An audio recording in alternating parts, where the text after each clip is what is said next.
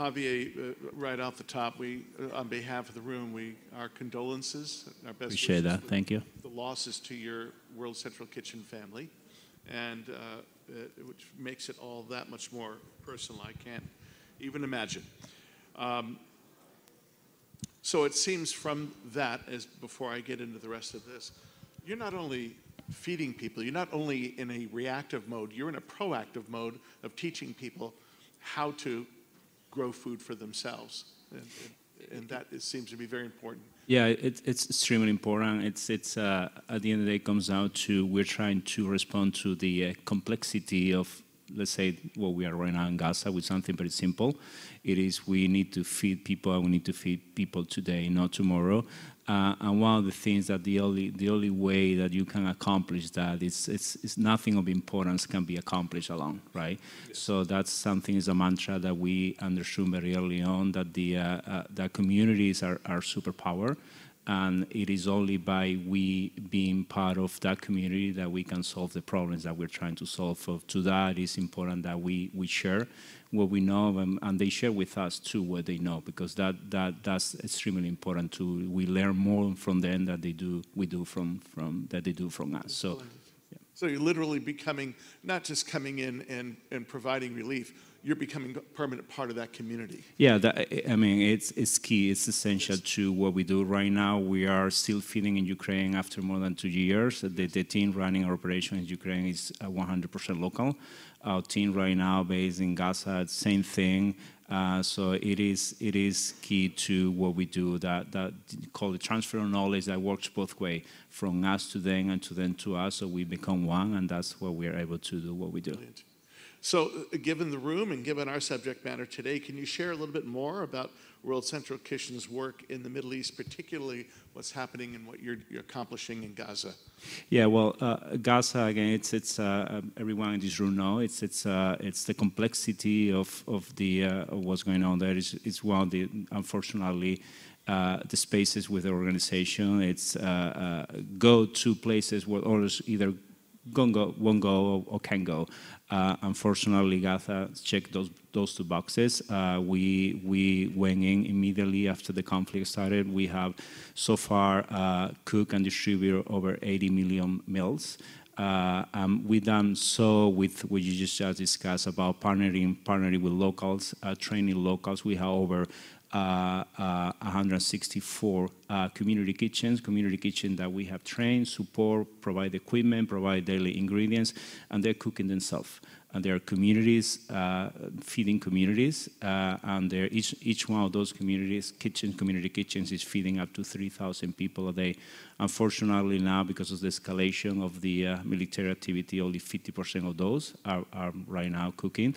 But again, there is a seed that we have planted within the communities that they don't rely on us to keep going. So on top of that, we also have 3 large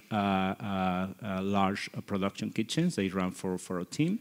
One of those 3 kitchens is very special, named after one of the heroes that we lost on April 1st, the Summits Kitchen, which is a kitchen that is run fully by women. So it's a beautiful kitchen, and if anything, it's a reflection of the power of what we can do when we work together. It's brilliant. Are you finding challenges? So you supplies, materials, food, you're prepared for that. You have that.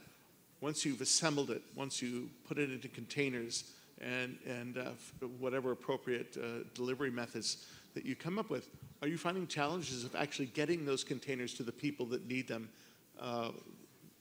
via blockades and things of that nature? Yeah, well, that's a challenge. Of course, we all are aware of the challenges because of the in Gaza, getting through, especially through Rafah, the limitations. Organization got through already over 2,000 trucks of food and equipment, kitchen equipment, but we could have done a lot more than that. So the challenges are always there, but beyond Gaza, it's a challenge that we find, as you can imagine, on any emergency. But what we do a little bit, what makes us a little bit different difference because we don't have the luxury, we don't see ourselves of having the luxury of feeding tomorrow, but today. With the complication, we eliminate many of the factors of the equation because you just need to look what is in front of you. And the reality is more often than not, the resources and the talent that you need and to solve feed people are in front of you, and that's called community. So we rely on that help us allow to make a progress into feeding people, again, not today, not tomorrow, but today. Splendid. So I'm sure that there are a lot, as we've heard from, last night we had Dr. Al-Rabia from KSA Relief, describing programs that they are doing and the very intriguing and creative ways that they're getting relief supplies, even through camel and donkey over passes, mountain passes and things of that nature. There seems to be lots of willing partners. What is your method for finding willing partners that want to help and assist you, and how do you go about doing that with respect to willing partners in the Middle East? Yeah, again, go back to the community, right? Once you become that part of the community, of course, we are working closely with all the neighboring countries, Egypt and Israel as well. But the key to us is working closely with communities. It is key for us to understand, especially in a scenario as complex of Gaza, it is important for us to get to know, what is the need is, how the need is. One of the ways with our organization that unfortunately we had to put it on pause, that we have to always finding innovative ways. If we cannot get food through Rafah, through the road, we build, you heard about the pier that we built. We were able to open maritime delivery from BSC, from Greece, from Malta, sorry. And so we are always trying to find our way around. But again, I think beyond the traditional, relationship with institutions, with the governments, it is the knowledge to helping you get done what needs to get done is within the community. So that's interesting. I need to ask then, based on that, it sounds like the larger organizations, the governments, that they present themselves. Yeah. They come out and they say, we're ready, what can we do? Do you find that there are opportunities, and have you experienced grassroots efforts that are formed by the communities that you initially served, of people coming together saying, show us how we can be an arm of your organization, almost like a startup entity, yeah, that would be able to work with you moving in the future, thus creating an organization, jobs, and to help them continue to take care of themselves? Do you find that comes just grassroots? Yeah, definitely. We never ask for permission. We don't introduce ourselves. Yeah. We ask for apologies later, right? Our priorities, that the simplicity of what we do, which is we feed people today, tomorrow. That's a statement that sounds extremely simple. You would say, well, what kind of mission is that, right? It helped us tremendously into articulating what we're trying to do, because it is a mission that's simple, that helps you understand what is the model, what is the execution we need to do. When you know that you don't have the luxury of feeding people tomorrow, you know that you don't have the luxury to introduce into governments and asking for A, B, C, and D. You're just trying to find the ways of feed people today. So what happens, unfortunately, more often than not, is within the sector, complexity, it's addressed with more complexity. So where we're trying to address complexity with simplicity. The simplicity is to feed people whatever it takes today and not tomorrow. And that, of course, to your question, do we introduce ourselves to governments, to institutions, asking for permissions of how to guidance or how to do the work? We more often than not, I would say probably never. As you're moving into a community, are you finding opportunities to work with locals that probably had nothing to do with this type of an operation, but you found possibly have been instrumental in eliminating roadblocks or barriers as to how do we get to that community? Or, you know what, you guys, we love that you're here, but you're missing, there are communities over here that you don't know about, and you're then creating working relationships with those individuals that have never been a part of your organization? Yeah, definitely. That's key. There is of the acceptance speech last night. It was said that the human beings, our DNA, is pre-programmed to help and have the ability to help people. Right? Yeah. I think people, when you give them the opportunity to do good, people do good. And if anything, organizations that is give people the opportunity to do good, yes. And that solves many of the problems that we have when we're trying to help our community. That's great.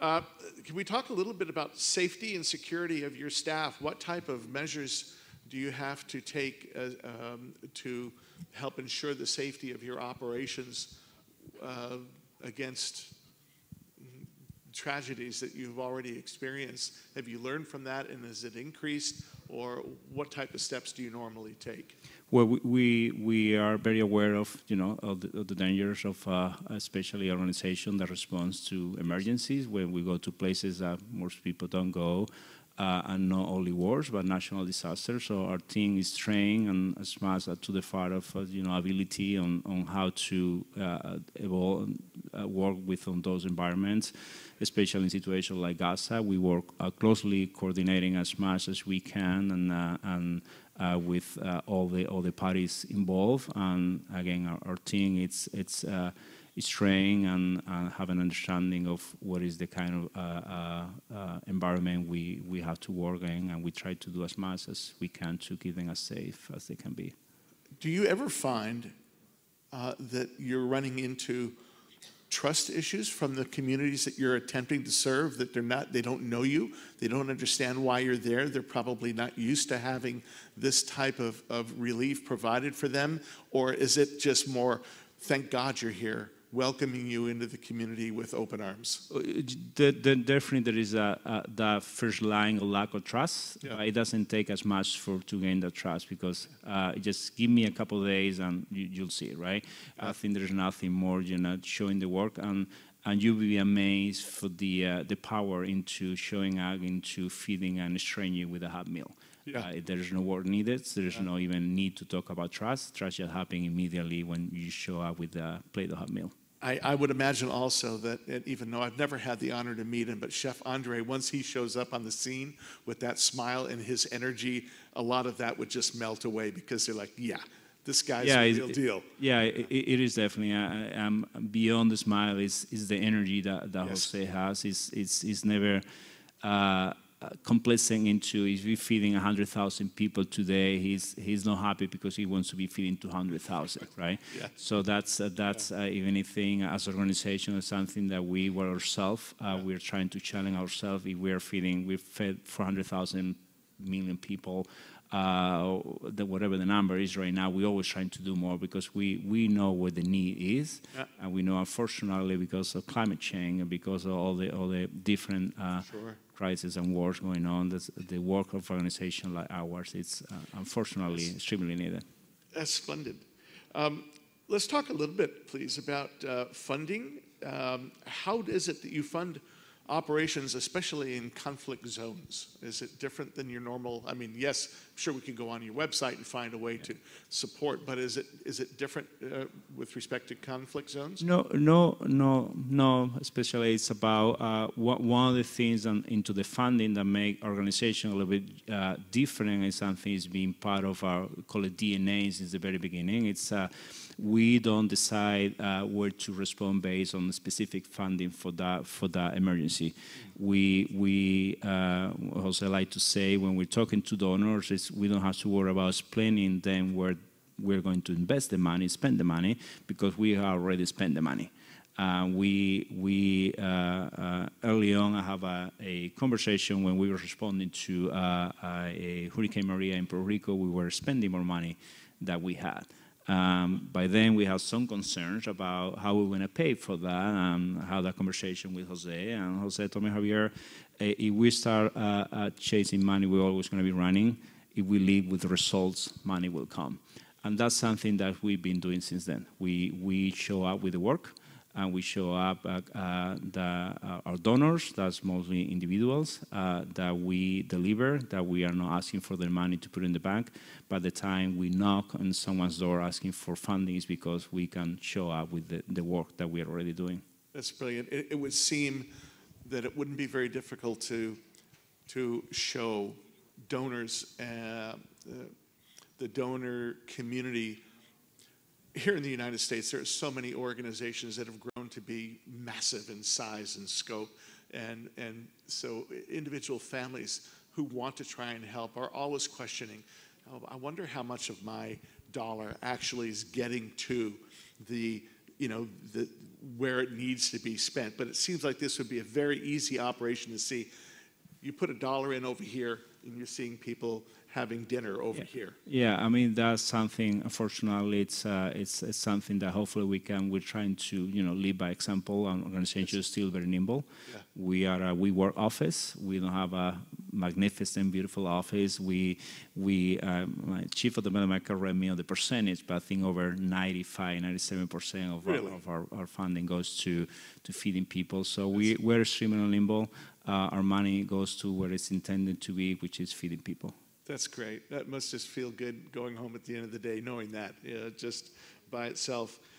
So with respect to your work that's indispensable in the Middle East, how can folks support WCK's mission in the Middle East? Well, there are many ways of you're supporting today, helping us, get the word out, and share the work that we do, especially on a conflict that unfortunately is ongoing, with this Gaza. Gaza organization is committed to keep feeding in Gaza. We are not just Gaza, we are now also feeding in, as you know, in southern Lebanon. We are doing about 50,000 meals to over 100 shelters daily.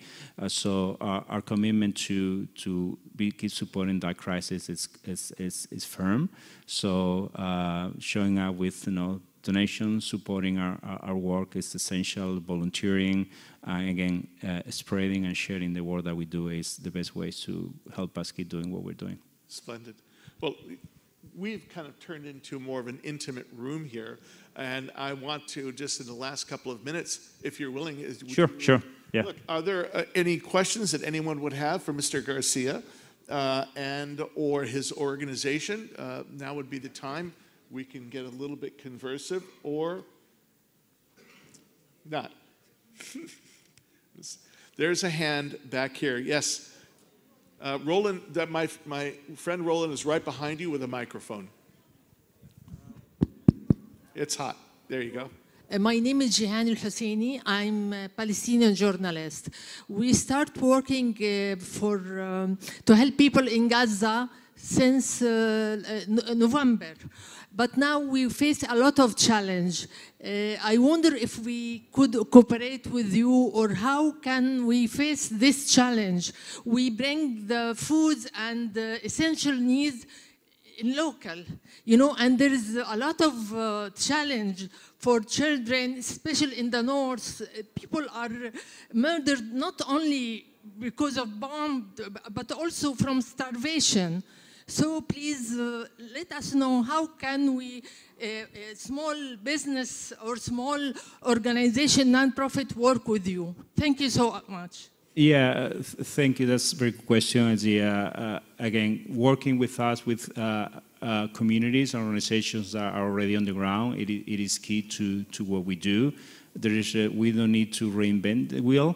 What we just shared about the resources and the talent and the knowledge of what we need to do to solve a crisis like feeding people in Gaza can be done through thank you to organizations like yours. So we can happy to talk afterwards to finding ways to how two organizations can work together.